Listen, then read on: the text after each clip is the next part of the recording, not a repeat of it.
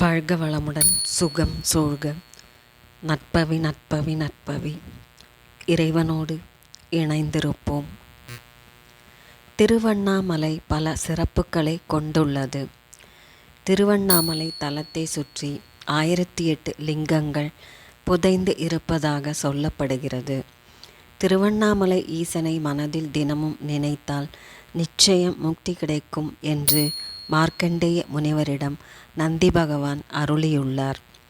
வல்லாள மன்னன் நினைவு நாளில் அவனுக்கு இன்றும் திருவண்ணாமலை ஈசன் திதி கொடுக்கிறார். வினையை நீக்கும் மலை உருவில் திருவண்ணாமலை உள்ளது. திருவண்ணாமலை ஈசனை தீபமங்கள ஜோதி நமோ நம என்று அருணகிரிநாதர் திருப்புகழில் பாடியுள்ளார். ஆடி மாதம் பூரம் நட்சத்திரத்தன்று உண்ணாமலை அம்மன் சன்னதி முன்பு தீமிதித்தல் நடைபெறும். இது வேறு எந்த சிவாலயத்திலும் காண முடியாது. திருவண்ணாமலை தலத்தில்தான் முதலில் லிங்க வழிபாடும் மகா சிவராத்திரி விழாவும் தொடங்கியது என்று புராணங்களில் குறிப்பிடப்பட்டுள்ளது. திருவண்ணாமலை தலத்தில் தங்கத்தை கொண்டு சொர்ணபந்தம் செய்து லிங்கத்தை பிரதிஷ்டை செய்துள்ளனர்.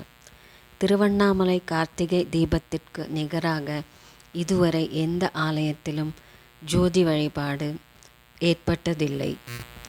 திருவண்ணாமலையில் ஏற்றப்படும் தீபம் அண்ட சராசரங்களுக்கும் தீபமாக கருதப்படுகிறது.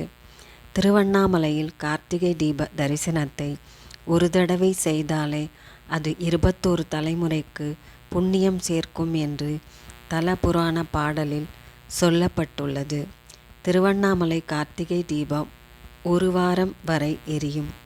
கார்த்திகை தீபம் தினத்தன்று அண்ணாமலையாரும் உண்ணாமுலை அம்மனும் ஒன்று சேர கிரிவலம் வருவார்கள். அவர்களுடன் பக்தர்களும் சேர்ந்து வருவது புண்ணியமாக கருதப்படுகிறது.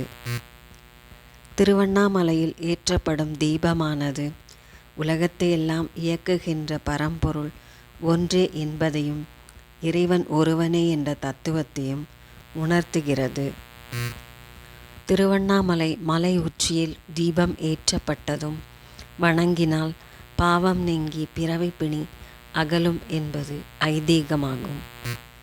பஞ்சபூத ஸ்தலங்களுள் இது அக்னி தலமாக போற்றப்படுகிறது. இங்கு மலையே இறைவனின் சொரூபமாக அமைந்துள்ளது. விஸ்வாமித்திரர், பதஞ்சலி, அகத்தியர், சனந்தனர் முதலானோர் வழிபட்ட லிங்கங்கள் இங்கு உள்ளன. ஓம் அண்ணாமலையாருக்கு அரோகரா. ஓம் உண்ணாமுலை அம்மனுக்கு அரோகரா.